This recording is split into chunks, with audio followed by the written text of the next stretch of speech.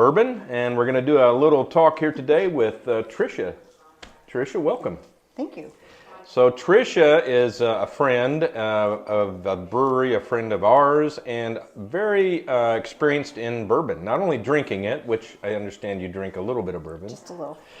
But for several years, you and your husband Todd have been going down to the Bourbon Trail, correct? About 10 or 12 years, I think.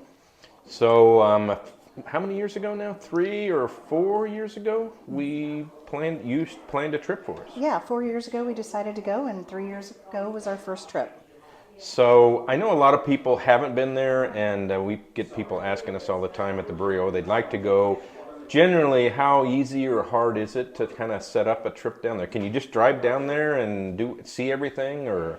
No, it used to be pretty easy. You could just go down there and hit any distillery that you wanted and get right in and take a tour.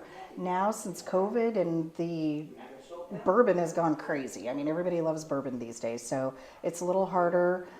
Usually it takes about 3 months before they open up anything for tours. So you got to start watching their websites. A lot of them don't allow you to call in or just stop by. Good thing is most of them now have mobile bars that they're putting in their gift shops. So you could at least go in and buy a tasting, a flight, mixed drinks and things like that. So you could at least go sample their stuff without needing to do a tour if you know. So Sure. yeah. So if somebody is going to, let's say, around the Bardstown area, which is one of the major areas, correct? Yes. What would you suggest if you say the top 3 that they really should try to figure out a way at least to get to the gift shop, if not a tour? In Bardstown, definitely Lux Row, and a lot of them there are either craft distilleries or just don't even offer tours anymore, like 1792 Barton. But I would definitely, if a day trip, would be Maker's Mark, the Cooperage, and those are in Lebanon and Loretto, and then Buffalo Trace, which really isn't part of the actual Bourbon Trail itself. They're no longer a member of that. That's a must. And then really Woodford Reserve, Wild Turkey's my favorite. Castle and Keys Gorgeous. Can't pick a favorite. Can't pick a favorite child, can you? So yeah, but Bardstown is the greatest place to stay because even after the distilleries closed for the evening, you could go to different bars and restaurants. There's some art galleries, there's some museums, lots of fun things to do in Bardstown. Great. So for a first timer, I would say stay in Bardstown. Excellent. And there's plenty of places to eat, plenty of places to rent to stay. Lots of places to eating. Yeah, there's a lot of Airbnbs. Most of your major hotels are outside of Bardstown, kind of around the interstates. Okay.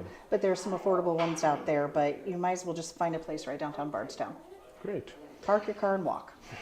So we've taken 3 or 4 tours now, I guess. 3 trips. 3 trips, and we're together actually today. We have to have a wrap up to get together and talk about. But just to show you, this is a binder that we get every year that's prepared before the trip, and it has everything that you're going to need to know about our trips. Everything, including restaurant menus where we plan to go, or everything about what time we need to leave, which usually is far too early for my After his Cheerios. after my Cheerios in the morning.